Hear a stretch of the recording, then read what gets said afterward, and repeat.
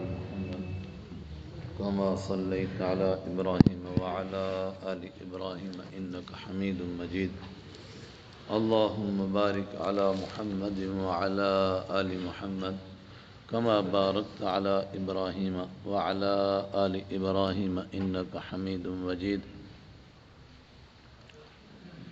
أعوذ بالله من الشيطان الرجيم بسم الله الرحمن الرحيم وما علمناه الشعر وما ينبغي له إن هو إلا ذكر وقرآن مبين۔ حضرت رسول اکرم صلی اللہ علیہ وسلم پر مکہ کے کافر تین قسم کا اعتراض کرتے تھے۔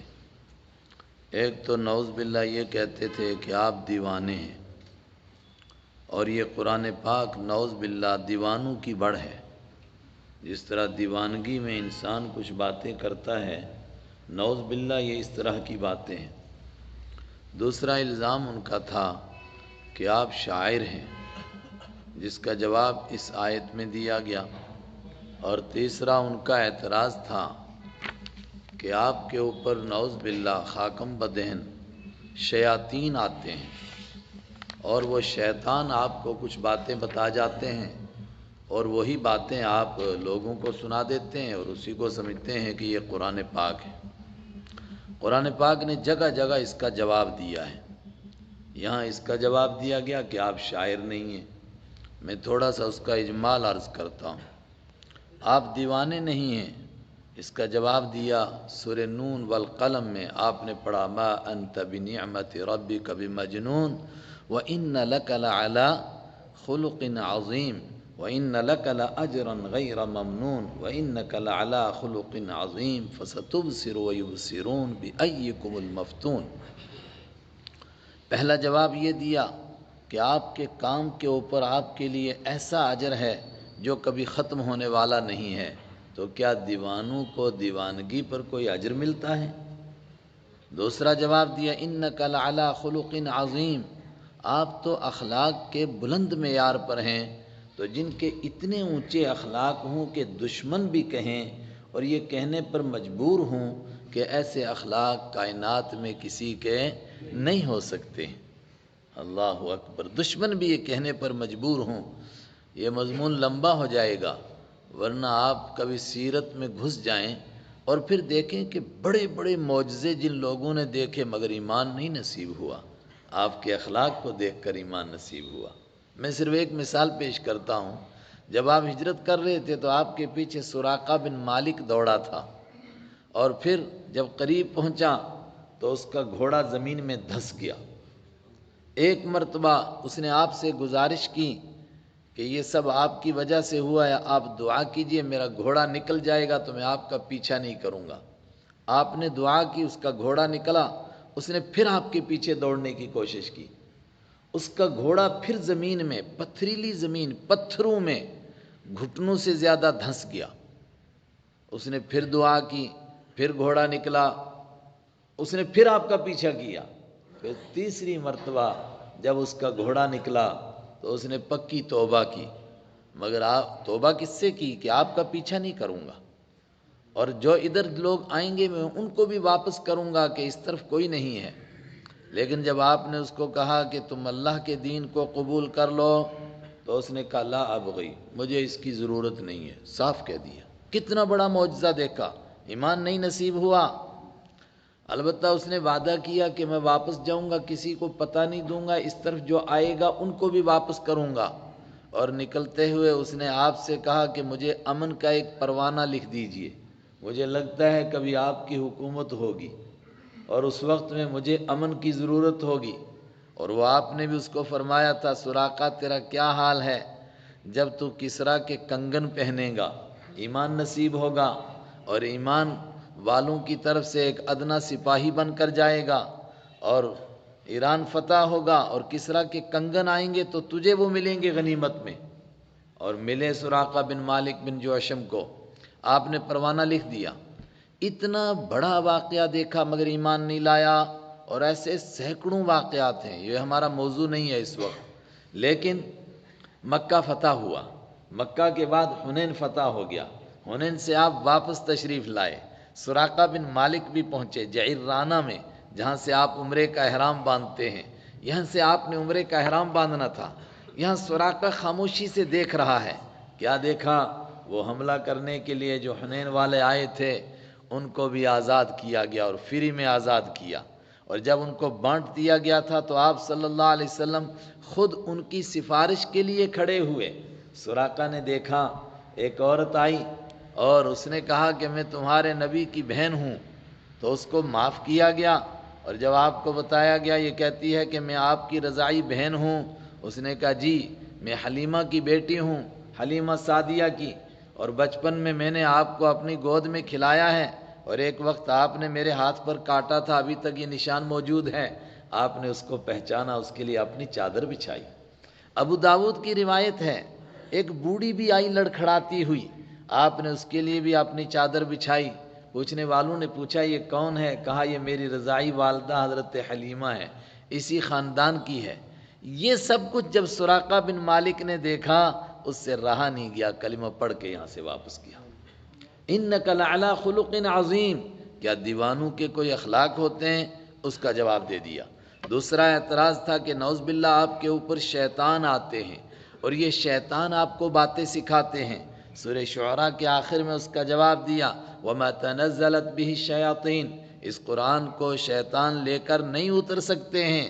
قرآن کو شیطان لے کر کیوں کریں؟ انہم عن السمع لمعزولون، ان کو تو قرآن سننے کی بھی طاقت نہیں ہے، اس کو سننے سے بھی دور رکھا گیا۔ وما ينبغي لهم ولا يستطيعون، وما يستطيعون، ان کو ہمت ہی نہیں ہے کہ اس قرآن کے جیسا بنائیں۔ شیطان قرآن کے جیسا بنا سکتے ہیں؟ اور پھر شیطانوں کے لیے یہ باتیں مناسب ہیں کیا؟ جو کہے گا لوگوں کو نماز پڑھو اور روزے رکھو اور زکوٰۃ دو اور حج کرو اور ظلم نہ کرو، زیادتی نہ کرو، تو وہ شیطان ہوگا کیا؟ وہ تو مومن ہو جائے گا۔ یہ شیطانوں کا کام نہیں ہے۔ انہم عن السمع لمعزولون، ان کو تو اس کے سننے سے بھی دور رکھا گیا ہے۔ اور اگر یہی کوئی پوچھنا چاہے کہ شیطان کس پر اترتے ہیں تو فرمایا تنزل علی کل افاک اثیم، شیطان جن پر آتے ہیں وہ جھوٹے ہوتے ہیں، دھوکے باز ہوتے ہیں، گندے لوگ ہوتے ہیں، ان کے پاس شیطان آتے ہیں۔ اس کا بھی جواب ہو گیا۔ تو کیا یہ قرآن شاعری ہے؟ ان کا تیسرا اعتراض تھا، اور یہ بڑا اعتراض تھا کہ یہ قرآن شاعری ہے۔ قرآن پاک نے سورہ شعراء میں بھی اس کا جواب دیا وَالشُّعَرَاءُ يَتَّبِعُهُمُ الْغَاوُونَ، شاعروں کے پیچھے تو بے سرے لوگ پھرتے ہیں۔ أَلَمْ تَرَ أَنَّهُمْ فِي كُلِّ وَادٍ يَهِيمُونَ، کیا تم دیکھتے نہیں ہو کہ ان کا کوئی مضمون نہیں ہوتا ہے، وہ ہر وادی میں سر مارتے پھرتے ہیں۔ وَهُمْ يَقُولُونَ مَا لَا يَفْعَلُونَ، اور وہ باتیں کہتے ہیں جن پر عمل نہیں کرتے ہیں۔ تو کیا قرآن پاک کا کوئی موضوع متعین نہیں ہے؟ کیا قرآن پاک وہ باتیں کہہ رہا ہے کہ قرآن کے ماننے والے اس پر عمل نہیں کرتے ہیں اور خالی کہتے ہیں؟ ایسا نہیں ہے۔ یہاں اس کا سخت جواب دیا وما علمناہ الشعر، ہم نے شاعری آپ کو سکھائی نہیں ہے۔ اور کیوں نہیں سکھائی؟ وما ينبغي له، اور شاعری آپ کے لیے مناسب بھی نہیں تھی، یہ آپ کی شان کے لائق نہیں ہے، شاعری اس لیے آپ کو نہیں سکھائی۔ تو یہ قرآن کیا ہے؟ یہ کیا سنایا جا رہا ہے؟ ان هو الا ذکر وقرآن مبین، نہیں ہے یہ مگر نصیحت کی چیز ہے، یہ سب کی خیر خواہی کی چیز، یہ نصیحت کرتا ہے، بھٹکوں کو راہ دکھاتا ہے، یہ بھٹکی ہوئی انسانیت کو صراط مستقیم دکھانے کی نصیحت نامہ ہے۔ وقرآن مبین، اور صاف صاف پڑھی جانے والی چیز ہے، ایسی چیز ہے قرآن، اس کا معنی بہت زیادہ پڑھی جانے والی چیز۔ یقینی طور پر دنیا میں جتنا قرآن پڑھا جاتا ہے، کائنات میں اتنی کوئی کتاب نہ پڑھی گئی، نہ پڑھی جا رہی ہے، نہ قیامت تک کبھی پڑھی جائے گی۔ آج کتنا قرآن پاک پڑھا جا رہا ہے۔ لِيُنذِرَ مَنْ كَانَ حَيًّا، کس لیے اترا قرآن پاک؟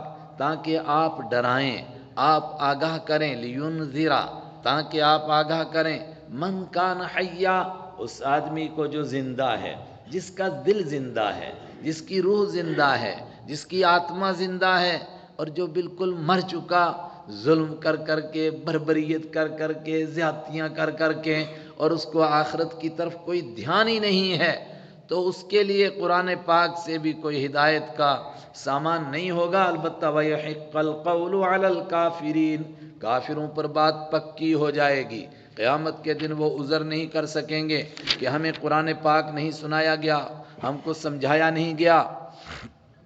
اولم يروا انا خلقنا لهم مما عملت ايدينا انعاما فهم لها مالكون۔ یہاں سے اصل ہمارا آج سبق ہے، وہاں تک تو ہو گیا تھا۔ اے انسانوں، پیچھے کہا تھا جس کا دل زندہ ہے اس کو قرآن نصیحت کرے گا۔ دل زندہ کیوں کہا تھا؟ اگر دل مردہ نہ ہو تو انسان کیا غور و فکر نہیں کر سکتا ہے؟ انسان اپنے اوپر غور و فکر کرے، انسان کائنات میں پھیلی ہوئی نشانیوں پر غور و فکر کرے، کم سے کم اپنے گھر میں بندھے ہوئے جانوروں پر ہی غور کر لے۔ اولم یروا، اور کیا انہوں نے غور نہیں کیا؟ کیا انہوں نے دیکھا نہیں؟ کیا انہوں نے سوچا نہیں اس بات کو؟ انا خلقنا لہم، کہ ہم نے پیدا کیا لہم ان کے لیے، مما عملت ایدینا، ان چیزوں میں سے جو خاص طور سے ہم نے اپنے قدرت والے ہاتھوں سے بنائی ہیں، ان چیزوں میں سے ہم نے انسان کے لیے پیدا کیے انعامن، چوپائے ہم نے پیدا کیے۔ کوئی گائے نہیں بنا سکا، کوئی گھوڑا نہیں بناتا ہے، کوئی گدھا نہیں بناتا، کوئی اونٹ نہیں بناتا، کوئی بھینس نہیں بناتا، یہ ساری چیزیں اللہ بناتا ہے، اپنی قدرت کے ساتھ پیدا کرتا ہے، اس کی خاص قدرت کاملہ ہے، اس کے ذریعے سے وہ پیدا ہوتے ہیں۔ فَهُمْ لَهَا مَالِكُونَ، تو لوگ ان کے لیے مالک بنے پھرتے ہیں۔ پیدا اللہ کرتا ہے، مخلوق اللہ کی ہے، مگر کوئی کہتا ہے میری گائے، کوئی کہتا ہے میری بکری، کوئی کہتا ہے میری بھینس، تیری کہاں سے ہو گئی؟ پیدا تو اللہ نے کی۔ کبھی اس پر غور کیا؟ کیا عجیب شان ہے ان جانوروں کی، ان کی زیست کے مطابق جس طرح ان کو زندگی گزارنی ہے، اور زندگی گزارنے کے لیے کیا کیا سوچ ہونی چاہیے، وہ ساری سوچیں ان کو دے کر کے پیدا کیا جاتا ہے۔ اور عجیب بات ہے، وہ جانور جن کو انسان پالتے ہیں ان کی کم سوچ رکھی جاتی ہے، اور جو براہ راست جنگلوں میں اللہ کی قدرت میں پرورش پاتے ہیں ان کو زیادہ ذہانت دی جاتی ہے، مگر جو گھر میں پلتے ہیں ان کو بھی ان کی ضرورت کے مطابق عقل ہے۔ بھینس کے بچے کو، بکری کے بچے کو، بھیڑ کے بچے کو پیدا ہوتے ہی معلوم ہے کہ میری خوراک کہاں ہے، اور اس کو یہ بھی معلوم ہے کہ میں چوس لگاؤں گا تو یہاں سے دودھ نکلے گا، اور یہ بھی معلوم ہے کہ مجھے گھاس کھانا ہے۔ آپ اس کے پیر پکڑیں، اس کے آگے ہاتھ جوڑیں، منت کریں کہ مسٹر آج تم گوشت کھا لو، کل گھاس آ جائے گا، وہ کبھی نہیں کھائے گا۔ اس کے مقابلے میں درندے ہیں، کتا ہے، دوسری چیزیں ہیں، آپ ان کو کہو کہ آج ایک دن کے لیے گھاس کھا لو پھر تمہاری خوراک آئے گی، ایسا کبھی نہیں کرے گا، اس کو معلوم ہے میری کیا خوراک ہے۔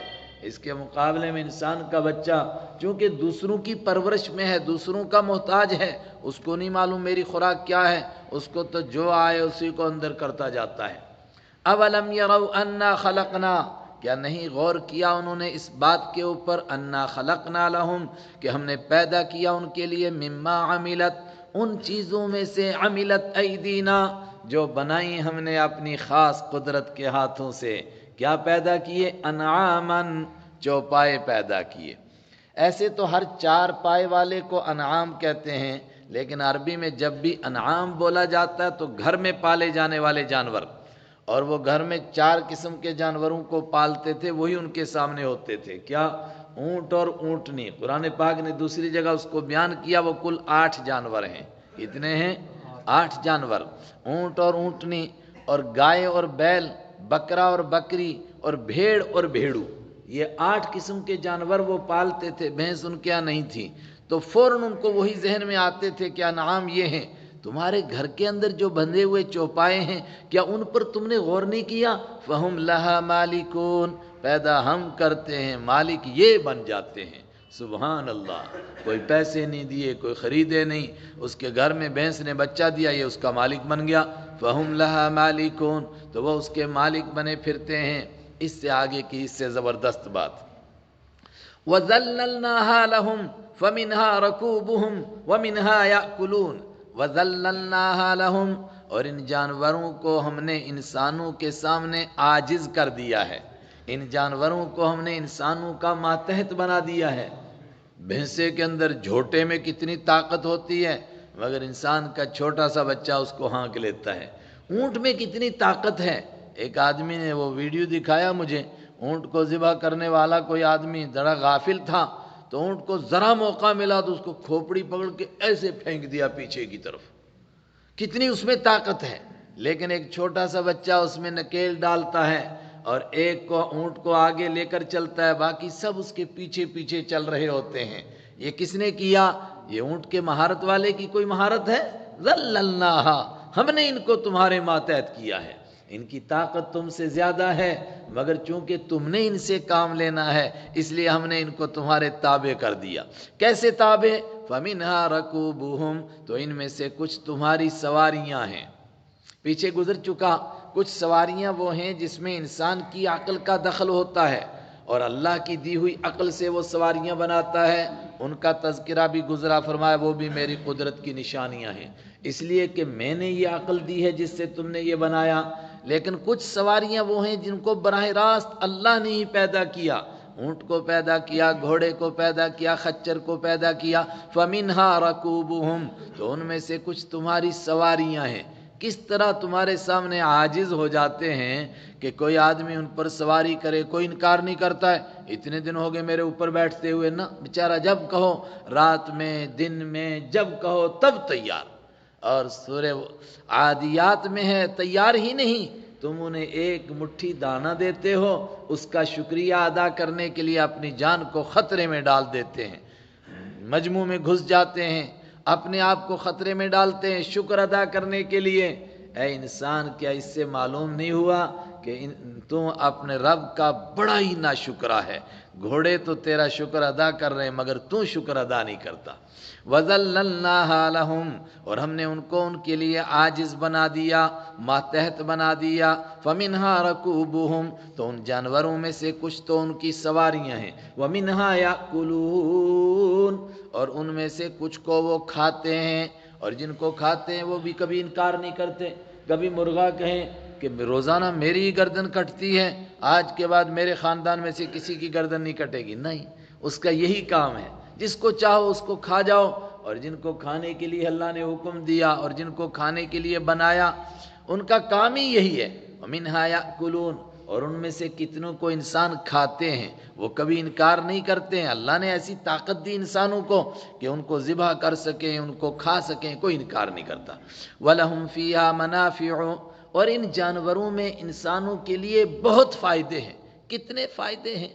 کچھ کھانے کے فائدے، کسی کی اون کا کپڑا بنتا ہے، گرم کپڑے بنتے ہیں، ان کی کھالوں سے موزے بنتے ہیں، جوتے بنتے ہیں. اور اب تو چائنا والوں کو اللہ تعالیٰ ایمان عطا فرما دیں، انہوں نے تو گوبر بھی خریدنا شروع کر دیا، کوئی چیز ہی نہیں چھوڑی، ہر چیز کو وہ کام میں لگاتے ہیں. وَلَهُمْ فِيهَا مَنَافِعُ، اور تمہارے لیے، انسانوں کے لیے ان جانوروں میں منافع، بہت سارے نفع ہیں. وَمَشَارِبُ، اور پینے کی چیزیں ہیں. یہ نہیں کہا خالی دودھ، کیونکہ لسی بھی اسی کی بنے گی اور پتہ نہیں کیا کیا اس کا بنے گا، وہ سب کا سب ان کے دودھ سے. اور دودھ کہاں سے آتا ہے؟ وہ دوسری جگہ دو مقام پر بیان کیا، سورہ مومنون میں، اور پھر اس سے پہلے ایک مقام پر سورہ نحل میں بیان کیا. کیا ہے؟ کہ جانور کے پیٹ کے اندر گوبر بھی ہوتا ہے اور پیشاب بھی ہوتا ہے اور گند ہوتا ہے، پتا اور پتہ نہیں کیا کیا، اور خون بھی ہوتا ہے. لیکن نسقیکم، ہم ان کے بیچ میں سے تم کو پلاتے ہیں، لبنا خالصا سائغا للشاربین، خالص دودھ پلاتے ہیں، پیشاب کی ملاوٹ نہیں، گوبر کی اس میں ملاوٹ نہیں، گوبر کی بدبو نہیں، پتے کی اس میں بدبو نہیں، سب چیزوں سے بالکل پاک. لبنا خالصا سائغا للشاربین، پینے والوں کو گھٹ گھٹ اترتا چلا جاتا ہے. یہ کس نے عطا فرمایا؟ وَمَشَارِبُ، اور پینے کی چیزیں ہیں. افلا یشکرون، اے نافرمان انسانوں، کیا پھر وہ شکر ادا نہیں کرتے ہیں؟ اتنا کچھ ہمارا کھاتے ہیں. گائے کا شکر ادا کر بھائی، گائے کا شکر ادا کریں بھائی. اللہ کا شکر ادا کرو جس نے گائے عطا فرمائی، اللہ کا شکر ادا کرو جس نے یہ سب نعمتیں عطا فرمائی. افلا یشکرون، تو کیا وہ اللہ کا شکر ادا نہیں کرتے ہیں؟ اور اللہ کا سب سے بڑا شکر پہلا کیا ہے؟ مانے کہ اللہ ہے، پھر اس کو مانے کہ وہ تنہا ہے، پھر اس بات کو تسلیم کریں کہ اس کی فرما برداری کرنا ہم پر ضروری ہے، اور اس کو تسلیم کریں کہ جس طرح یہ زندگی ہے اس طرح مرنے کے بعد ایک دن دوبارہ زندہ کیا جائے گا اور زندگی کا حساب دینا پڑے گا۔ یہ ساری اس کی قدرت کی نشانیاں ہیں، مگر اس کے مقابلے میں انسان کا کام وَاتَّخَذُوا مِن دُونِ اللَّهِ آلِهَةً وَاتَّخَذُوا، اور بنائے انسانوں نے من دون اللہ، اللہ کو چھوڑ کر، آلِهَةً ایسے خدا، لعلہم ینصرون شاید کہ ان کے ذریعے سے ان کی مدد کی جائے گی۔ اتنا بڑا اللہ، قادر مطلق اللہ، اس ساری کائنات کو بنانے والا اللہ، وہ انسانوں کی مدد کے لیے کافی نہیں ہوا تو انسان نے پھر کیا کام کیا؟ خود کچھ دوسرے خدا بنائے کہ یہ میری مدد کریں۔ پیچھے گزر چکا عنکبوت کا مکڑی کا ایک تذکرہ کہ مکڑی کیا کرتی ہے؟ گھروں کے اندر نیچے جالا لگاتی ہے، اور اتنے بڑے لینٹر کو وہ کمزور سمجھتی ہے، اپنا جالا بناتی ہے کہ کہیں اوپر سے بجلی نہ گر جائے، اس کی حفاظت کے لیے جالا۔ حالانکہ وہ یہ نہیں سوچتی کہ اتنا بڑا لینٹر موجود ہے۔ جو اللہ کے در کو چھوڑ کر غیر اللہ کے در پر جھکتے تھے، شرک کرتے تھے، اللہ تعالیٰ نے ان کو مثال دی، یہ اسی طرح ہے جس طرح کہ مکڑی کا جالا ہے، کہ مکڑی اتنے بڑے طاقت والے لینٹر پر بھروسہ نہیں کرتی ہے، اپنے جالے پر بھروسہ کرتی ہے۔ مشرک بھی اللہ پر بھروسہ نہیں کرتا ہے، اپنے جیسے محتاج اور بے بس قسم کے پتھروں پر بھروسہ کرتا ہے، بلکہ پتھر تو انسان سے زیادہ بے بس، ان پر بھروسہ کر لیتا ہے، انسانوں پر بھروسہ کر لیتا ہے، مگر اللہ پر بھروسہ نہیں کرتا ہے۔ وَاتَّخَذُوا مِن دُونِ اللَّهِ، اور بنائے انہوں نے اللہ کے سوا، آلِهَةً ایسے معبود، لعلہم اے معبود بنائے، لعلہم ینصرون شاید کہ ان کی مدد کی جائے گی، یا یہ بھی ترجمہ کر سکتے ہیں تاکہ ان کی مدد کی جائے، اپنی مدد کے لیے بنائے۔ کیا یہ کر سکتے ہیں ان کی مدد؟ لا یستطیعون نصرہم، ہرگز وہ طاقت نہیں رکھتے ہیں، نصرہم ان کی مدد کرنے کی، آج تک نہ کسی نے کی، نہ قیامت تک کوئی کسی کی مدد کرے گا۔ سورہ احقاف میں ہے، مختلف قوموں کا تذکرہ ہوا، قوم عاد کا، قوم سمود کا، اور دوسری قوموں کا تذکرہ ہوا جن کے اوپر اللہ کا عذاب آیا۔ اللہ نے فرمایا کہ ہر دور کے ان نافرمانوں نے اللہ کو چھوڑ کر کچھ غیر اللہ مانے ہوئے تھے کہ یہ مشکل وقت میں ہمارے کام آئیں گے، ہماری مدد کریں گے۔ پھر جب اللہ کا عذاب آیا، فرعون پر آیا، قوم عاد پر آیا، سمود پر آیا، فلولا نصرهم الذین اتخذوا من دون اللہ قربانا آلہہ، کیوں نہیں مدد کی پھر ان خداؤں نے جن کو انہوں نے رکھا تھا کہ یہ ہم کو اللہ کے قریب کرنے کا ذریعہ ہیں؟ نہ آج تک کسی نے مدد کی، نہ قیامت تک کوئی مدد کر سکتا ہے۔ اور اس کا ایک ترجمہ اور بھی، وہ کیا؟ لا یستطیعون نصرہم، وہ خود اپنی مدد کرنے کی بھی طاقت نہیں رکھتے ہیں۔ اور اس کے لیے 17ویں پارے کے آخر میں تفصیل سے آیا، فرمایا ان کے آگے حلوہ رکھا جاتا ہے اور پھر مکھی لے کر کے بھاگ جاتی ہے، تو وہ کبھی مکھی کو بھی حلوے سے بھگا نہیں سکتے ہیں۔ جو اپنی مدد نہیں کر سکتے ہیں وہ تمہاری کیا مدد کریں گے؟ لا یستطیعون نصرہم، نہیں طاقت رکھتے ہیں وہ اپنی بھی مدد کرنے کی، دونوں معنی ہو سکتے ہیں، نہ ان کی مدد کر سکتے ہیں اور نہ اپنی مدد کر سکتے ہیں۔ ابراہیم علیہ السلام بڑے بت خانے میں گئے اور سب کو توڑا اور بڑے کو چھوڑا، تو لوگ واپس آئے، کہنے لگے من فعل بآلہتنا، کس نے کیا ہمارے خداؤں کے ساتھ یہ تو کوئی بڑا ہی ظالم ہے۔ کہنے لگے ایک جوان ہے جو ان کا تذکرہ کرتا ہے، یقال لہ ابراہیم، ان کو ابراہیم علیہ السلام کہا جاتا ہے، ان سے پوچھو۔ تو ابراہیم علیہ السلام نے کیا جواب دیا؟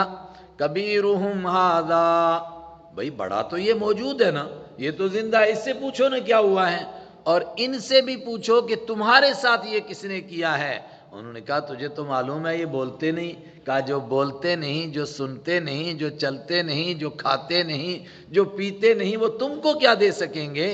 لا یستطیعون نصرہم، نہیں طاقت رکھتے ہیں وہ ان کی مدد کرنے کی، اور دوسرا ترجمہ نہیں طاقت رکھتے ہیں اپنی مدد کرنے کی۔ وہم لہم جند محضرون، بڑا زبردست جملہ ہے، یہ تمہاری مدد کریں گے، یہ تمہارا دشمن لشکر بنیں گے، یہ تمہارے مقابلے کی فوج بنیں گے، اور تم کو اور سزا دلانے کا ذریعہ بنیں گے۔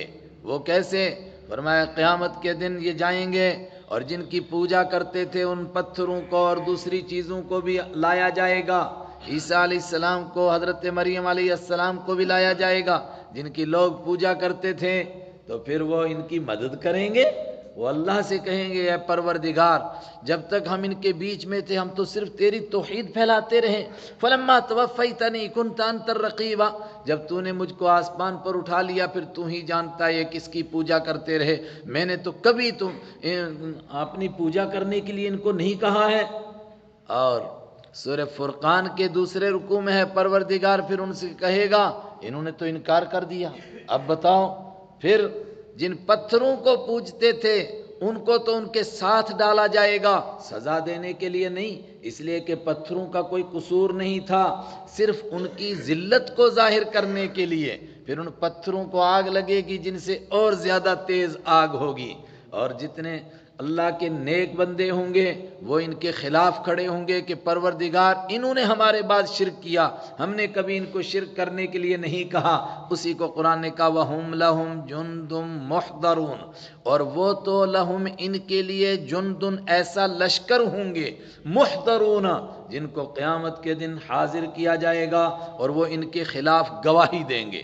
کل میں نے سورہ فاطر کے حوالے سے بتایا تھا نا، کیا کہیں گے بل کانوا یعبدون الجن، نہیں سورہ سبا میں، بلکہ یہ تو جنوں کی پوجا کرتے تھے، شیطان کے پجاری تھے، ہماری پوجا نہیں کرتے تھے۔ اللہ اکبر۔ مضمون پورا ہوا، آخر میں میرے اور آپ کے آقا حضرت رحمت عالم صلی اللہ علیہ وسلم کو تسلی دی جا رہی ہے۔ کتنا کھول کر کے قرآن پاک نے سمجھایا، ایسا لگتا ہے پتھر دل بھی ٹوٹ جائیں گے، مگر یہ ابو جہل اور عتبہ اور شیبہ اور ولید، یہ مکہ کے بڑے بڑے کافر، ان کے دل نہیں ٹوٹ رہے ہیں، بلکہ ایسی جلی ہوئی اور سڑی ہوئی باتیں آپ کو کہتے ہیں جس سے آپ کا دل دکھتا ہے۔ فرمایا بے شک مجھے معلوم ہے ان کی باتوں سے آپ کا دل دکھتا ہے۔ کیا کہتے تھے؟ کذاب، یہ بڑا جھوٹا ہے، ساحر، یہ جادوگر ہے، مسحور، اس پر جادو کیا ہوا ہے، بل ہوا شاعر، یہ شاعر ہے۔ قرآن کہہ رہا ہے نہیں ہے نہیں ہے، وہ کہتے تھے شاعر ہے، یہ دیوانہ ہے، اس نے قوم کے خلاف بغاوت کی ہے، یہ سب باتیں کہتے تھے، بلکہ اس سے بڑھ کر کے عملی طور پر اقدام کرتے تھے، گند لا کر کے آپ کے سر مبارک کے اوپر ڈالتے تھے، آپ کا دل ٹوٹتا تھا۔ اس پر قرآن آپ کو تسلی دیتا ہے، فلا يحزن قولهم فلا يحزنك قولهم فلا يحزن، تو چاہیے کہ غم میں نہ ڈالے کا آپ کو، قولهم ان کی بات، آپ ان کی بات کی وجہ سے غمگین نہ ہوں، بڑی سڑی ہوئی باتیں، بڑی گندی باتیں کہتے ہیں آپ کو، اور قیامت تک آپ کے غلاموں کو بھی کہتے رہیں گے، اس پر غمگین نہیں ہونا چاہیے۔ کیوں؟ اس لیے کہ آپ تو وہ باتیں سنتے ہیں نا جو وہ کہتے ہیں، میں تو وہ بھی جانتا ہوں جو ان کے دل کے اندر ہیں، مگر اس کے باوجود میں ڈھیل دے رہا ہوں۔ کل آپ نے کل پڑھا سنا سورہ آل عمران میں، قد بدت البغضاء من افواہہم وما تخفی صدورہم اکبر، کبھی کبھی تو ان کے منہ پر ان کی دشمنی آتی ہے نا، کارٹون بناتے ہیں، گالیاں دیتے ہیں، پھر پتہ چلتا ہے کہ اندر کیا ہے، لگتا ہے گٹر کا منہ کھل گیا ہے۔ وما تخفی صدورہم اکبر، لیکن جو ان کے سینے اندر چھپا کر رکھتے ہیں وہ تو بہت بڑا ہے، وہ تو میں ہی جانتا ہوں۔ اسی کو یہاں فرمایا فلا يحزنک، چاہیے کہ غم میں نہ ڈالے آپ کو قولہم ان کی بات، کیوں؟ انا نعلم ما یسرون وما یعلنون، بے شک ہم جانتے ہیں ما یسرون جو وہ چھپاتے ہیں، وما یعلنون جو وہ ظاہر کرتے ہیں۔ جب ہم جانتے ہیں اور ہم ابھی ان کو ڈھیل دے رہے ہیں، ہماری حکمت یہی ہے ان کو اور ڈھیل دی جائے اور ڈھیل دی جائے اور ڈھیل دی جائے، آپ بھی ان کی باتوں کے اوپر غمگین نہ ہوں۔ اور حد کیا ہے؟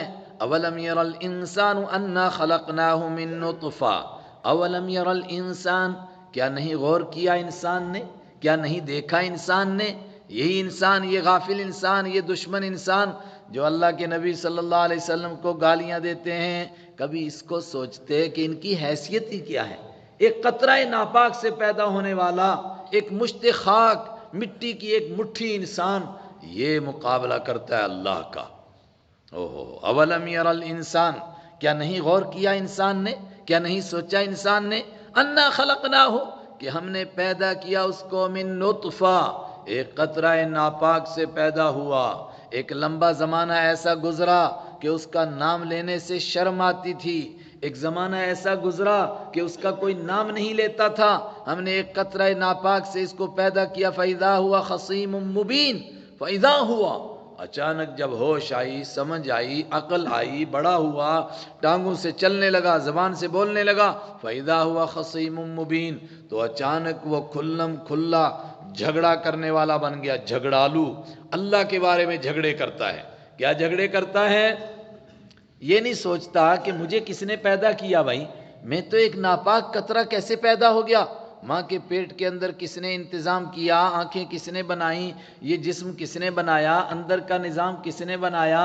اللہ هو الذی یصورکم فی الارحام کیف یشاء وہ تمہاری شکلیں بناتا ہے تمہاری ماؤں کے شکموں میں جیسے چاہتا ہے. کہاں؟ فی ظلمات ثلاث 3 اندھیریوں کے اندر. مگر بناتا کیسا ہے؟ سواک فعدلک برابر بناتا ہے، ناپ ناپ کر بناتا ہے، ٹھیک ٹھیک بناتا ہے. اس اللہ کو بھول گیا. جب بولنا آیا تو کہتا ہے کہاں ہے خدا؟ کس نے دیکھا خدا؟ کدھر نظر آیا خدا؟ آج بہت سارے پاگل ہیں ایسے دنیا میں، کہتے کہاں ہے خدا؟ نظر تو نہیں آ رہا ہے. تو جو تجھے نظر نہ آئے تو کیا اس کو تو نہیں مانے گا؟ کتنی چیزیں ہیں کائنات میں، اب وہ کھول کر کہنے کی ضرورت نہیں ہے جو نہیں نظر آتی ہیں مگر ان کو مانتا ہے. اگر نہیں مانتا تو کس کو نہیں مانتا؟ اللہ کو نہیں مانتا. کہتے جب تک میرے دماغ میں نہ آئے تب تک میں نہیں مانوں گا. ارے تیری اتنی سی کھوپڑی، اس میں خدا کی خدائی آ جائے گی کیا؟ نہیں آ سکتی ہے. اکبر جیسے انسان نے تجھ سے زیادہ پڑھا لکھا، اس نے کہا تو دل میں تو آتا ہے مگر سمجھ میں نہیں آتا. میں سمجھ گیا تیری پہچان یہی ہے. تو اللہ انسان کی اتنی سی کھوپڑی میں آ جائے، وہ اللہ ہی کیا ہے؟ فَإِذَا هُوَ خَصِيمٌ مُبِينٌ تو اچانک ہو جاتا ہے وہ خصیم جھگڑنے والا، مبین کھلم کھلا. کیا جھگڑا کرتا ہے؟ وَضَرَبَ لَنَا مَثَلًا وَنَسِيَ خَلْقَهُ وَضَرَبَ اور بیان کرتا ہے لنا ہمارے لیے مثلا مثالیں. کیا مثالیں بیان کرتا ہے؟ یہی کہ دیکھو جی آدمی مر گیا، مر کے ہڈیاں بھی ختم ہو گئیں، مٹی میں مل گئیں، کون دوبارہ اس کو زندہ کرے گا؟ کہتے خدا اس کو دوبارہ زندہ کرے گا اور حساب کتاب لے گا اور اس سے پوچھے گا تو نے زندگی میں کیا کیا تھا؟ ارے مر گیا، ختم ہو گیا، کہاں سے اٹھے گا دوبارہ؟ کہتے جی اس کا ریکارڈ بنے گا. ریکارڈ کہاں ہوگا؟ ابو جہل تو مذاق اڑاتا تھا، سورہ مدثر میں ہے، وہ کہتا تھا یار کہتے ہیں کہ 19 فرشتے ہوں گے، اور 17 کو تو میں پکڑ لوں گا، 2 کو تم سارے مل کے پکڑ لینا تو بھاگ جائیں گے جہنم سے. کہاں ہمیں پکڑ لے گا خدا؟ ضرب لنا مثلا ونسی خلقا. ضرب بیان کرتا ہے لنا ہمارے لیے مثلا مثالیں، ونسی خلقہ اور بھول گیا اپنی پیدائش کو. کس نے اس کو پیدا کیا؟ کس طرح انسان بنا؟ کس نے عقل و دانش دی؟ کس نے یہ دماغ دیا؟ کس نے یہ صلاحیت دی باتیں کرنے کی؟ قال من یحیی العظام کہتا ہے من یحیی العظام کون زندہ کرے گا؟ العظام ہڈیوں کو. احیا یحیی زندہ کرنا، من یحیی کون زندہ کرے گا؟ العظام ہڈیوں کو. وہی رمیم حالانکہ وہ بوسیدہ ہو چکی ہوں گی. کسی کو قبر میں ڈالا تو ہڈیاں گل گئیں اور اس کو مٹی کھا گئی، مٹی کو دوسرے وہ کھا گئے کیڑے، اس کو بھی دوسرے کھا گئے، ختم ہو گیا معاملہ. کہتے ہیں یہ ہڈیاں دوبارہ زندہ ہوں گی. من یحیی العظام کون زندہ کرے گا ہڈیوں کو؟ وہی رمیم حالانکہ وہ بوسیدہ ہو چکی ہوگی. قل اے رحمت عالم صلی اللہ علیہ وسلم جواب دیجئے، یحییہا پیدا کرے گا ان ہڈیوں کو، ہاں ان ہڈیوں کو کون؟ الذی انشأہا اول مرہ وہ پیدا کرے گا جس نے اس کو پہلی مرتبہ پیدا کیا تھا. جو پہلی مرتبہ انسان کو بنا سکتا تھا، کچھ بھی نہیں تھا، اس نے انسان بنایا، یہ عقل و دانش عطا فرمائی، اشرف المخلوقات بنایا. تو جو اللہ پہلی مرتبہ پیدا کر سکتا ہے وہ دوبارہ نہیں پیدا کر سکتا ہے؟ من یحیی العظام کیا جواب دیا؟ کون ہڈیوں کو زندہ کرے گا؟ قل یحییہا فرمایا کہہ دیجئے زندہ کرے گا ان کو کون؟ الذی جس نے انشاء پیدا کیا تھا، ہاں ان کو اول مرہ پہلی مرتبہ. انشاء کے معنی اس وقت پیدا کیا جب کوئی نمونہ ہی نہیں تھا. انسان نام کی کوئی بلا نہیں تھی، اسی نے اس کا سیمپل بنایا، اسی نے اس کا ڈھانچہ بنایا، اسی نے پھر اس کا یہ سلسلہ چلایا، اور پھر پہلا انسان کس طرح اور دوسرا، اور پھر کس طرح یہ ایک نظام چلا۔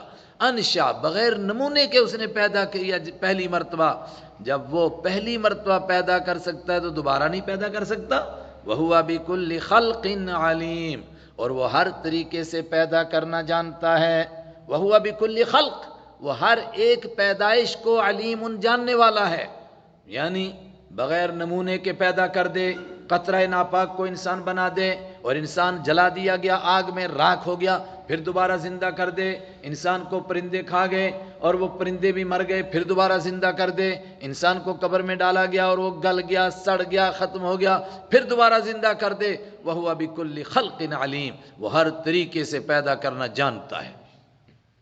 کیسے پیدا کر سکتا ہے؟ فرمایا اس کی قدرت تو دیکھو۔ تم سمجھتے ہو کہ مٹی ہوگی دوبارہ کیسے پیدا ہوں گے، یعنی متضاد چیزیں اکٹھی کیسے ہوں گی؟ فرمایا متضاد چیزیں وہ دنیا میں اکٹھی کرتا ہے۔ یہ بتاؤ کہ پانی کو کبھی آگ لگ سکتی ہے؟ آگ پانی سے جلے گی؟ نہیں جلے گی، مگر آگ پانی سے ہی جلتی ہے۔ کیسے؟ اسی پانی سے لکڑی بنتی ہے، اور لکڑی کے اندر یہی رس بھرا ہوا ہوتا ہے، اور آگ کس سے جلتی ہے؟ اسی لکڑی سے۔ متضاد چیزوں کو جمع کر دیتا ہے۔ وَهُوَ الَّذِي جَعَلَ لَكُم مِّنَ الشَّجَرِ الْأَخْضَرِ، وہ اللہ الَّذِي جَعَلَ، جس نے بنائی لکم تمہارے لیے، من الشجر الاخضر، ہرے قسم کے درخت سے، نارن آگ، ہرے بھرے درختوں کو اچانک آگ لگ جاتی ہے، تھوڑے سے سوکھتے ہیں حالانکہ ان کے اندر پانی بھرا ہوا، متضاد چیزیں ہیں، پانی اور آگ اکٹھی نہیں ہوتی، مگر اللہ کی قدرت سے اکٹھی ہو جاتی ہے۔ اور اس سے آگے بڑھ کر کے اب تو ماچس آئی، پھر لائٹر آیا، پھر پتہ نہیں کیا کیا آ گیا۔ ذرا پیچھے چلے جائیں، جب انسان کے پاس یہ چیزیں نہیں تھیں تو کہیں پر آگ جلتی تھی پتھروں کو رگڑنے سے، کہیں اور کوئی طریقے تھے۔ اور عرب میں آگ کیسے جلتی تھی؟ کہتے ہیں کہ دو مرخ اور عفار نام کے دو درخت ہوتے تھے، ان کے پتوں کو آپس میں رگڑتے تھے، اس سے آگ نکلتی تھی، اور اسی سے آگ کی ابتدا ہوتی تھی۔ پھر اس کو بچا بچا کر رکھتے تھے بجھ نہ جائے، جب کبھی بجھے پھر ان کو تلاش کرتے، پھر ان کو رگڑتے، پھر اس سے آگ لگتی۔ اور کہنے والے کہتے ہیں کہ بانس میں بھی ایسی کیفیت ہے کہ اچانک اس میں آگ لگ جاتی ہے، جب ایک موسم میں وہ رگڑا کھاتی ہیں اس کی ٹہنیاں، اچانک آگ لگتی ہے۔ الذی جعل لکم، وہ ذات جس نے بنائی لکم تمہارے لیے، من الشجر الاخضر، شجر کے معنی درخت، اخضر ہرے بھرے درخت سے بنائی، نارن آگ، فَإِذَا أَنْتُمْ مِنْهُ تُوقِدُونَ، تو اچانک اس آگ کو سلگا لیتے ہو، یک بیک آگ سلگ جاتی ہے۔ کبھی نہیں سوچتے کہ یہ آگ کیسے پیدا ہوئی۔ عجیب بات ہے، آگ میں انسان جل بھی جائے مگر بغیر آگ کے گزارا نہیں، اور پانی میں ڈوب کر کے مر جائے مگر بغیر پانی کے بھی گزارا نہیں۔ آگ کا انتظام کیسے کرتا ہے وہ، اس پر کبھی تم نے غور نہیں کیا؟ اَوَلَيْسَ الَّذِي خَلَقَ السَّمَاوَاتِ وَالْأَرْضَ، کیا وہ ذات، اوا اور کیا، لیسا نہیں ہے، الذی خلق السماوات والارض، وہ ذات جس نے پیدا کیا آسمانوں کو اور زمین کو اور اس ساری کائنات کو۔ یہ تو بتاؤ تم یہ مانتے ہو کہ اس ساری کائنات کو بنانے والا اللہ ہے، مگر کہتے ہو مردے کو نہیں زندہ کر سکے گا۔ تو جو آسمانوں کو بنا سکتا ہے، ستاروں کو چمکا سکتا ہے، سورج اور چاند کو روشن کر سکتا ہے، زمین کو بنا سکتا ہے، انسان اور اس پوری کائنات کو بنا سکتا ہے۔ اولیس الذی، کیا نہیں ہے وہ ذات، الذی جس نے خلق السماواتی پیدا کیا آسمانوں کو، والارض اور زمین کو، کیا نہیں ہے، بقادر قدرت رکھنے والا، علی اس بات کی، ان یخلق مثلہم کہ ان کے جیسوں کو دوبارہ پیدا کر دے۔ کیا اس کے لیے مشکل ہے؟ اور یہ بات عرب کے لوگوں کو کہی گئی، وہ مانتے تھے آسمانوں کا پیدا کرنے والا کون ہے؟ اللہ مانتے تھے۔ زمین کا پیدا کرنے والا اللہ، سورج اور چاند اور ستاروں کو، پوری کائنات کا پیدا کرنے والا اللہ۔ اتنا ہی نہیں، من یدبر الامر، اس کائنات کا نظام کون چلا رہا ہے؟ فسیقولون اللہ، تب بھی کہتے ساری کائنات کا نظام کون چلاتا ہے؟ اللہ۔ نظام چلانے والا اللہ، بنانے والا اللہ، اس ساری کائنات کو ایک خاص ڈھنگ پر رکھنے والا اللہ۔ تو جو اللہ یہ سب کچھ کر سکتا ہے، لیس بقادر، کیا وہ اس کی قدرت نہیں رکھتا ہے الا ان یخلق مثلہم کہ ان کے جیسے انسانوں کو پیدا کر دے؟ اس کے لیے مشکل ہے کیا یہ؟ اتنا بھی نہیں سمجھتے ہیں۔ بلا کیوں نہیں، ضرور بضرور وہ اس کی قدرت رکھتا ہے، ان کو دوبارہ پیدا کرے گا اور زندگی کے لمحے لمحے کا حساب لے گا اور جنت اور جہنم برپا ہوگی۔ قل ای وربی انہ لحق، دوسرے مقام پر ہے آپ کہہ دیجئے میرے رب کے جلال کی قسم یہ ہو کر کے رہے گا۔ اوہو انہ لحق مثل ما انکم تنطقون، آپ کہہ دیجئے یہ سب کچھ اسی طرح ہوگا جس طرح تم باتیں کر رہے ہو۔ کیا آج میں اور آپ باتیں کر رہے ہیں، ہم کو کوئی شک ہے کہ میں بول رہا ہوں یا ایسے جادو تو نہیں ہے میں بول رہا ہوں یا یوں نظر آ رہا ہوں مگر میں بول نہیں رہا ہوں؟ سب کو معلوم ہے کہ بول رہا ہے۔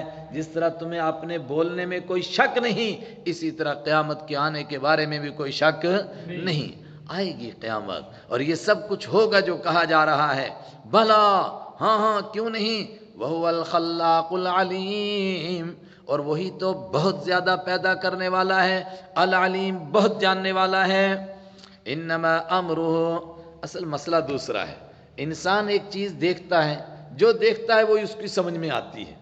انسان دیکھتا ہے کہ ہم کو اگر کوئی چیز بنانی ہو اس کے لیے مٹیریل لانا پڑتا ہے، اس کے لیے پرزے لانے پڑتے ہیں، اس کے لیے مستری کو لانا ہے، پھر وہ محنت سے گھڑے گا، تیار کرے گا، کسی طرح پرزے تیار ہوں گے، پھر چیز وجود میں آئے گی۔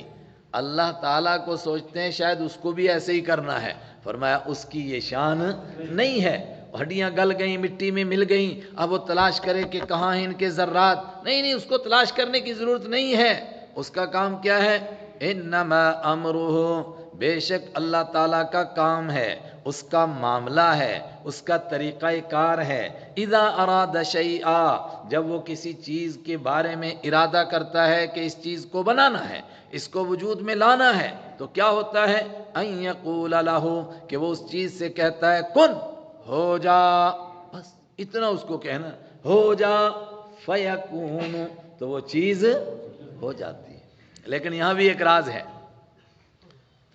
عربی کا انداز ایسا ہے کہ کن کے بعد فیکونو ہے، ورنہ عربی گرامر کے اعتبار سے ہونا چاہیے تھا کن فیکن، دونوں پر جزم آنا چاہیے تھا، یہی قاعدہ ہے۔ جب پہلے کوئی اڈر کا لفظ ہو نا آگے والے پر جزم آتا ہے، لیکن یہاں جزم نہیں ہے، فیکون ہے آگے، فیکون، کیا مطلب ہے اس کا؟ ایسا نہیں ہے کہ وہ کہے گا کہ کن تو اس کے بعد چیز ہوگی، نہ نہ، وہ اس کہنے کا محتاج بھی نہیں ہے، بس وہ چاہتا ہے کہ یہ ہو جائے تو بس وہ ہو گیا، اس کا چاہنا ہی کافی ہے۔ اس لیے کن الگ ہے اور فیکون کو تمام مفسرین کہتے ہیں اصل میں فہو یکون، اس نے چاہا کہ ہو جائے، فہو یکون، وہ تو ہو چکی ہے، وہ بن چکی ہے۔ اللہ تعالیٰ اپنی قدرت کی کبھی جھلک دکھاتا ہے، دیکھیے بندوں کے ذریعے سے۔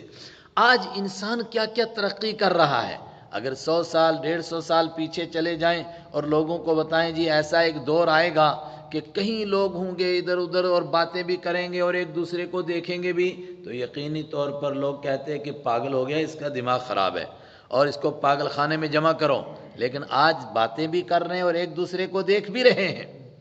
جب قرآن پاک نے بیان کیا کہ حضرت سلیمان علیہ السلام نے بلقیس کے تخت کے لیے کہا، اتنا بڑا تخت، یعنی کلومیٹروں میں پھیلا ہوا اس کا تخت، اتنا بڑا تخت، اس تخت کو اٹھا کر کون میرے پاس لائے گا؟ ایک جن نے کہا کہ میں لاؤں گا اس سے پہلے کہ آپ کی مجلس برخاست ہو، یہ قرآن میں موجود ہے۔ اس نے کہا کہ میں اس سے پہلے لاؤں گا، حضرت سلیمان علیہ السلام نے فرمایا نہیں، میں اس سے بھی جلدی چاہتا ہوں۔ اس سے جلدی کون لائے گا؟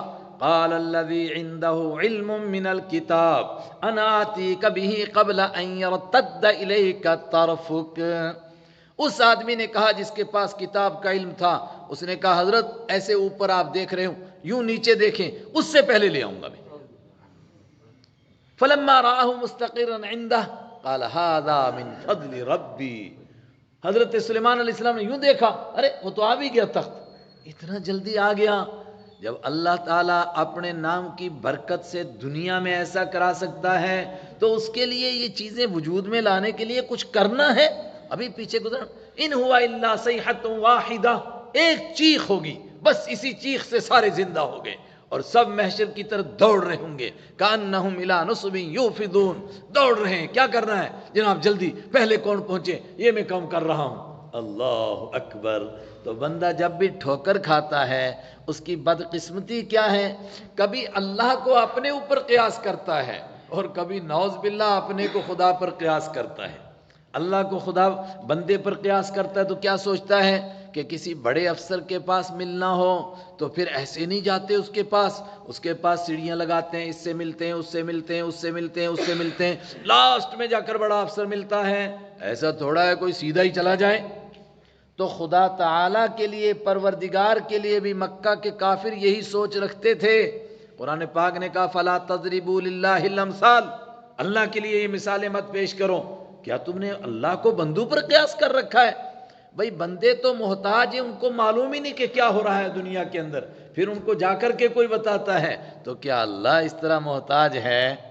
اسی طریقے سے بندہ مجبور ہوتا ہے، اس کے لیے ان چیزوں کو دوبارہ زندہ کرنا مشکل ہوتا ہے، تو اسی کے اوپر قیاس کیا اللہ کو بھی کہ جب ہم نہیں کر سکتے تو اللہ کیسے کرے گا؟ بھئی تو انسان ہے، وہ اللہ ہے جس نے ساری کائنات کو پیدا کیا، کیا وہ نہیں پیدا کر سکتا ہے؟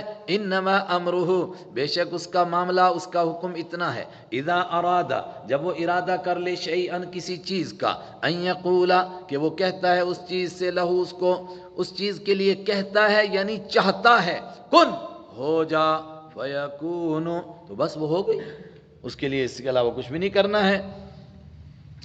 اللہ اکبر۔ اللہ تعالیٰ ارادہ کرے کہ ہماری مصیبتیں چلی جائیں، پریشانیاں چلی جائیں، اس کے لیے کچھ کرنے کی ضرورت پھر نہیں ہے، سب کچھ اس نے چاہا تو ہو گیا، مسئلہ ختم۔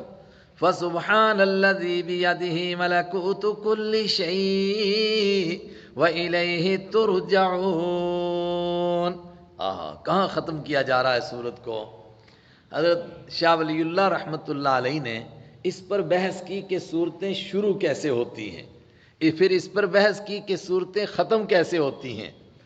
اب وہ تو لمبی بحث ہے ان کی، لیکن انہوں نے جس طرح سمجھایا میں اس کی تلخیص کرتا ہوں۔ کہا جب شروع کرتا ہے صورتیں تو کیسے کرتا ہے؟ ایک لفظ آدمی پڑھتا ہے، ایک جھلک دیکھتا ہے تو وہ بے تاب ہو جاتا ہے کہ آگے کیا ہے، آگے کیا ہے، پھر وہ پوری صورت پڑھے بغیر اس کو چھوڑ نہیں سکتا ہے۔ اور جب ختم ہوتی ہے صورت تو کیسے ختم ہوتی ہے؟ آخر میں ایسا جملہ ہوتا ہے کہ آدمی حیران و پریشان ہو جاتا ہے، کاش کہ مضمون چلتا رہتا اور میں سنتا رہتا، بڑا مزہ آ رہا تھا، یہ کیا ہو گیا، اچانک یہ ختم ہو گئی بات، آدمی حیران و ششدر رہتا، کیا ہوا، پورا ہو گیا مضمون، ختم ہو گیا۔ اللہ اکبر۔ فسبحان الذی، تو پاک ہے وہ ذات، کس سے پاک ہے؟ جو تم سمجھ رہے ہو کہ وہ نہیں زندہ کر سکتا ہے، وہ اس سے پاک ہے، وہ اس سے پاک ہے کہ اس کو کوئی جا کر کے بتائے، اس کو سب کچھ معلوم ہے، سب کو جانتا ہے، سب کچھ کر سکتا ہے، وہ شریک سے پاک ہے، اس کا کوئی وزیر نہیں، اس کا کوئی معین نہیں، اس کا کوئی مددگار نہیں، اس کا کوئی مشیر نہیں۔ فسبحان، پاک ہے اللہ، الذی بیدہ ملکوت کل شیء، جس کے ہاتھ میں ہر چیز کی زبردست بادشاہی ہے۔ یہ زبردست بادشاہی ترجمہ ہوا ملکوت کا، ملک کے معنی تھا بادشاہی، اسی کو عربی گرامر کے اعتبار سے ملکوت تا لمبی کی تو مبالغہ ہو گیا، زبردست بادشاہی، یعنی کائنات کی ہر چیز کے اوپر بادشاہی کس کی ہے؟ اللہ کی ہے۔ ایسے تو کہتے ہیں بھئی جنگل کا بادشاہ کون؟ کہتے ہیں شیر، لیکن ملک الموت نے آ کر پکڑا تو گیدڑ بھی کھینچتے ہیں اس کو کھانے کے لیے، اب گیدڑ شیر ہے، وہ بادشاہ بنا ہوا ہے، لیکن وہ جو ہمیشہ سے بادشاہ ہے اور ہمیشہ بادشاہ رہے گا، جس کی بادشاہی کو کوئی زوال نہیں، جس کی بادشاہی کبھی پرانی نہیں ہوتی، واللہ اکبر، وہ صرف اللہ ہے۔ فسبحان، تو پاک ہے وہ ذات، الذی بیدہ، جس کے ہاتھ میں ہے ملکوت کل شیء، ہر چیز کی زبردست بادشاہی، اور وہ قادر مطلق اور شہنشاہ اعظم ہے، شہنشاہ عالم ہے۔ اس بادشاہ کی ایک آخری بات سنو، الیہ ترجعون، تم سب کو لاسٹ میں اس کے پاس پہنچنا پڑے گا۔ اللہ اکبر۔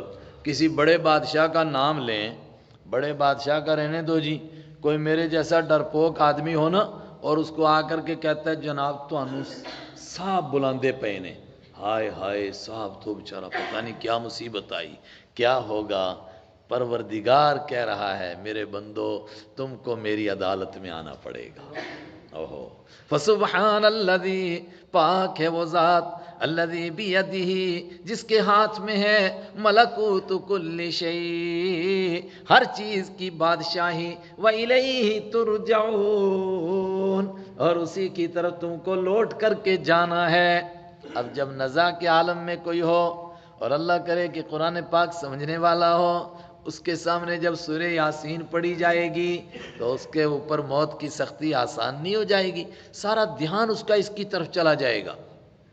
ہم نے ایک بزرگ کا سنا، اللہ جانتا ہے کتنا درست ہے، لیکن معتبر لوگوں سے سنا کہ ان کی ٹانگ کاٹی جانی تھی آپریشن کے لیے، آپریشن کرنا تھا ٹانگ کا، اور ہڈی میں کتنا درد ہوتا ہے، میں تو تصور سے ہی کانپ جاؤں، ہڈی کا کتنا درد۔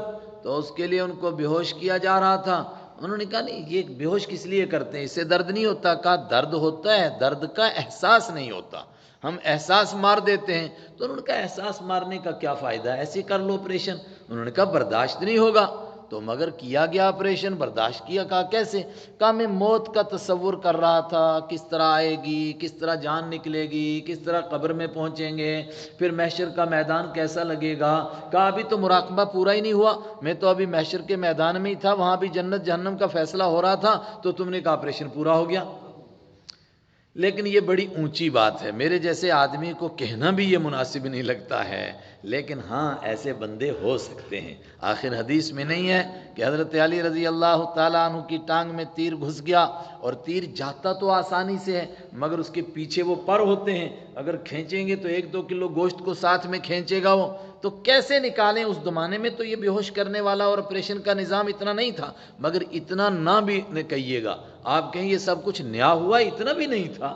حضرت عبداللہ بن عباس کی روشنی کمزور ہوگی، آنکھ کی تو ڈاکٹر نے کہا کہ آپ کی آنکھ کا آپریشن ہو سکتا ہے مگر 3 دن تک آپ زمین پر سجدہ نہیں کر پائیں گے۔ آج بھی تو ڈاکٹر یہی کہتا ہے۔ معلوم ہوا کہ تھا کچھ نہ کچھ نظام، ایسا بھی نہیں کہ بالکل نہیں تھا، مگر آج کل کی طرح ترقی یافتہ نہیں تھا۔ تو کیسے ان کے تیر کو نکالیں؟ تو لوگوں نے کہا جب نماز پڑھیں گے تو تب کھینچ لیں گے پیچھے سے، اس وقت میں ان کو کوئی دھیان نہیں رہتا کہاں گئے آپ۔ بخاری کی روایت ہے، حضرت رسول اکرم صلی اللہ علیہ وسلم سورج گرہن کی نماز پڑھا رہے تھے، بہت لمبی نماز پڑھائی گئی ہے، یہاں تک کہ حضرت عائشہ صدیقہ رضی اللہ تعالیٰ عنہ نے، مجمع بہت بڑا تھا، مجمع چلتے چلتے ان کے حجرے تک آ گیا، انہوں نے اپنے حجرے سے ہی اس میں اقتدا کی، تو کافی مجمع تھا۔ ان کی بہن حضرت اسماء آئیں، انہوں نے آ کر کے نماز میں شرکت کی، ان کو تو 2 مرتبہ بیچ میں بے ہوشی آ گئی، اور انہوں نے اپنے سر پر پانی ڈالا، تھوڑی ہوش آئی تو پھر شامل ہو گئیں۔ حضرت عائشہ صدیقہ فرماتی ہیں کہ اس نماز میں کئی رکوع اور کئی سجدے ہوئے، بعض نے یہی تسلیم کیا کہ ہاں ایسا ہی ہوا، بعض نے کہا کہ نہیں ایسا محسوس ہوا ان کو۔ لیکن نماز کیسے پڑھائی؟ اس نماز میں آپ نے ایک عجیب کام کیا۔ صحابہ نے عرض کیا آج ہم نے عجیب بات دیکھی۔ کہا کیا بات دیکھی؟ فرمایا ایک مرتبہ تو آپ آگے جا رہے تھے قبلے کی دیوار کی طرف، قریب ہو گئے اور پھر پیچھے ہٹ رہے تھے، اور ہٹتے ہٹتے پچھلی صف کے قریب آ گئے تھے آپ، یہ کیا مسئلہ تھا؟ آپ نے فرمایا پہلے مجھ کو جنت دکھائی گئی، قرآن پاک میں کوئی ایسی آیتیں پڑھ رہے تھے جہاں جنت کا مضمون تھا، تو مجھے جنت کے انگور سامنے نظر آئے، اور میرا دل چاہا کہ ایک گچھا تمہارے لیے توڑ لوں، اور اگر ایک گچھا توڑ لیتا قیامت تک تم کھاتے رہتے، ختم ہی نہ ہوتا۔ لیکن پھر کہا گیا کہ نہیں یہ اس کا بعد میں نمبر آئے گا دنیا سے جانے کے بعد۔ اس کے بعد مجھ کو جہنم دکھائی گئی اس قبلے کی دیوار میں، اتنی سی دیوار میں پوری جہنم کا منظر، اور اس میں آپ نے فرمایا میں نے اس عورت کو، یہ بھی بخاری کی حدیث ہے، میں نے اس عورت کو بھی دیکھا جس نے بلی کو پیاسا مار دیا تھا، نہ تو اس کو کھلا چھوڑا کہ خود بیچاری کچھ کھاتی، اور نہ اس کو کھانے کے لیے کچھ دیا، وہ بھوکی اور پیاسی مر گئی، تو میں نے دیکھا وہ بلی اس کو نوچ رہی تھی، یہ اس کو سزا دی جا رہی تھی۔ تو میں نے جب اس جہنم کا منظر دیکھا تو میں پیچھے کو ہٹ گیا۔ جب یہ سارے منظر اللہ کے حبیب صلی اللہ علیہ وسلم دیکھیں تو کہاں سے کہاں بات پہنچ جائے گی، دھیان کہاں ہوگا؟ تو جب انسان کی توجہ سورہ یاسین سنتے ہوئے ان مناظر کی طرف ہوگی تو اس جان کنی کے عالم میں، نزا کے عالم میں تخفیف نہیں ہوگی۔ اللہم اعنا علی سکرات الموت، اللہ کے پیارے نبی صلی اللہ علیہ وسلم نے دعا فرمائی، اے اللہ ہماری جان کنی میں آسانی فرمائیے۔ اور سورہ یاسین فرمایا کہ اپنے مردوں پر پڑھو.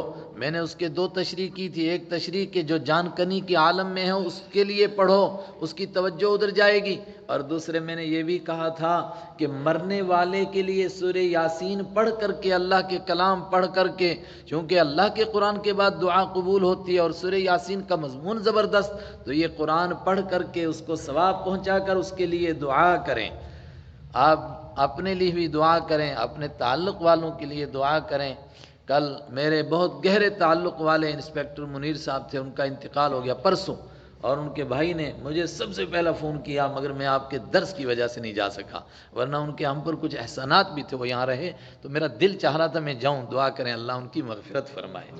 آج ایک بڑے بزرگ انتقال کر گئے مینڈر میں، حضرت مولانا عبدالعزیز صاحب، بہت پرانے دارالعلوم دیوبند کے فاضل، اور خاموش طریقے سے اللہ کے دین کی بڑی خدمت کی انہوں نے. اللہ تعالیٰ ان کو غریق رحمت فرمائے. ان کے جنازے میں بھی شرکت کو میرا دل چاہتا تھا، لیکن درس کی وجہ سے میں نہیں جا سکا. اللہ اس درس کو قبول فرمائے اور ان سب حضرات کے لیے بخشش کا سامان فرمائے. چند لمحوں میں ایک مرتبہ میں واپس اس کے مضمون کو دہراتا ہوں، شاید یاد رہ جائے. میں نے کہا 5 رکوع ہیں، اور عجیب بات ہے اگلی صورت کے بھی 5 ہی رکوع ہیں، اور دونوں کا مضمون ملتا جلتا. ایسا لگے گا آپ کو کہ کچھ باتیں سورہ یاسین میں اجمالی تھی، اب ان کی تفصیل کی جا رہی ہے کہ اس کی تفصیل کیا ہوگی. مثلا یہی جنت اور جہنم کا بیان اگلی صورت میں اتنی تفصیل سے آئے گا کہ آپ کو پڑھتے ہوئے ایسا لگے گا کہ ہم جنت میں گھوم رہے ہیں. پڑھتے ہوئے لگے گا کہ جنت میں گھوم رہے ہیں. اور ایک جنتی جہنمی سے بات کرے گا آپ کو، وہ بھی لگے گا رے جنت میں بیٹھ کر جہنمی سے بات کر رہا ہے. دنیا کے تذکرے ہوں گے، اور پھر انبیاء کرام کے یکے بعد تذکرے ہوں گے. حضرت نوح علیہ السلام، پھر حضرت ابراہیم علیہ السلام، پھر موسیٰ علیہ السلام، پھر یونس علیہ السلام، پھر الیاس اور حضرت الیاس علیہ السلام، پھر یونس علیہ السلام. ان کے تذکرے سے مال احساس ہوگا کہ حضرت رحمت عالم صلی اللہ علیہ وسلم کے ساتھ بھی یہی ہو رہا تھا جو وہ کہہ رہے تھے. اس صورت میں انبیاء کا اس طرح تذکرہ نہیں آیا، خالی 3 انبیاء کرام کا، اور وہ بھی نام کے بغیر تذکرہ آیا. اگلی صورت کے اندر تفصیل کے ساتھ تذکرہ آیا.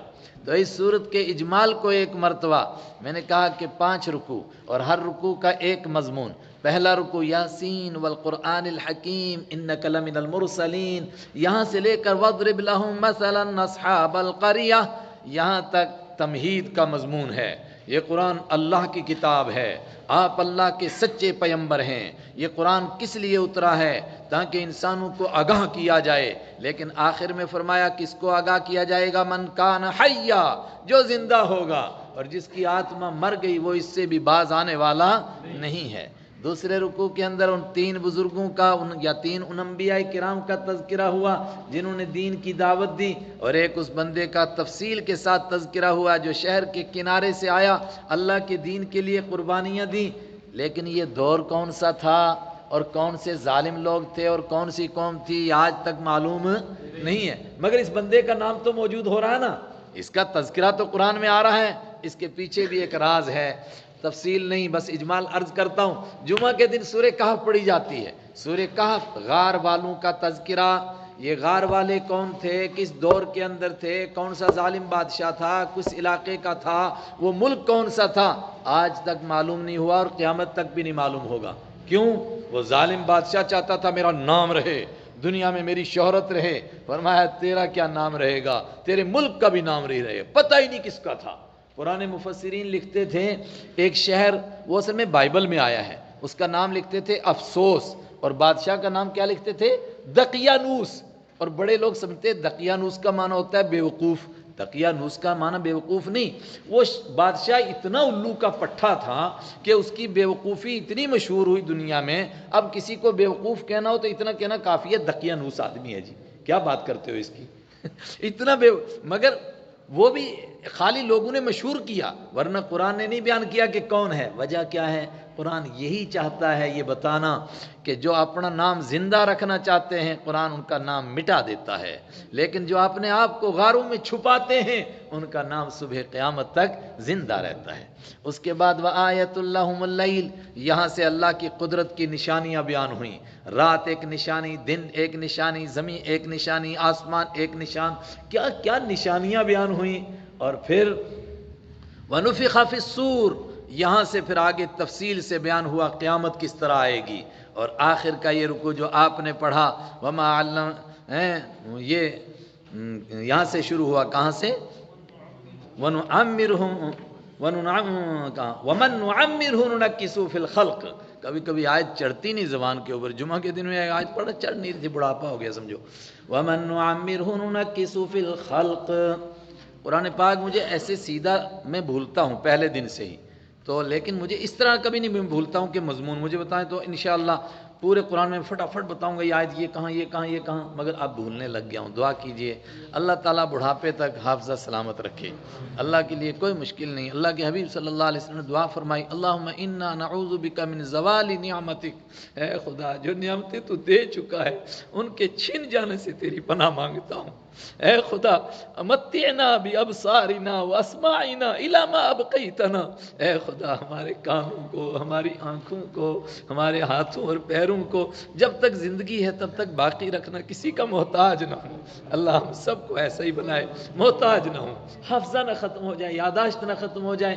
ہیں بہت سارے لوگ ہمارے بزرگ حضری صاحب اللہ تعالیٰ بے حد برکت عطا فرمائے. میں سمجھتا ہوں اس دور کا اسلام کا زندہ معجزہ ہے. 100 سال سے اوپر ان کی عمر ہے لیکن حافظے میں رتی کے برابر کمی نہیں ہے. اللہ اکبر. ایسا حافظہ ہے جیسے 18 سال جوان کا نہیں ہو سکتا ہے. آج بھی ان کو چھیڑو ذرا سا، پھر دیکھو ان کے سامنے کتابیں کیسے آتی ہیں، ایسا لگتا ہے ساری کتابیں کھلے ہوئے ورقے ان کے سامنے موجود ہیں. اللہ نے عطا فرمایا، اللہ ہم کو بھی نصیب فرمائے. ومن نعمرہ یہاں سے آخری رکوع شروع ہوا اور وہ آپ نے سن لیا. یہ اس پورے سورت کا خلاصہ ہے. اللہ مجھے اور آپ کو کثرت سے پڑھنے کی توفیق عطا فرمائے اور اس پر عمل کرنے کی، سمجھنے کی توفیق عطا فرمائے. اور پروردگار اس کی برکت سے ہمارے جتنے پرانے بزرگ دنیا سے چلے گئے ان سب کی مغفرت فرمائے. ہمارے والدین کی، اساتذہ کی، مشائخ کی، اس علاقے کے بزرگوں کی، اس قبرستان کے تمام مسکینوں کی، غریبوں کی، جو غریب الدیار ہیں، ایک خاموش شہر خاموشہ میں ہیں. ہم نے بھی کل وہاں پر جا کے سو جانا ہے. لوگ اکثر پوچھتے ہیں مفتی صاحب فاتحہ کا کیا طریقہ ہے؟ رسول پاک صلی اللہ علیہ وسلم نے کیا طریقہ سکھایا؟ قبرستان پہنچو السلام علیکم یا دار قوم مؤمنین انتم سلفنا ونحن بالاثر. او شہر خاموشہ کے باسیو تمہیں سلام پہنچے، تم پہلے پہنچے ہو، ہم تمہارے پیچھے پیچھے آ رہے ہیں. یغفر اللہ لنا ولکم. بس ہماری یہی درخواست ہے اللہ تم کو بھی معاف کر دے، ہم کو بھی معاف کر دے. اللہ ہم سب کو معاف کرے، اس مجلس کو قبول فرمائے. وآخر دعوانا الحمدللہ رب العالمین.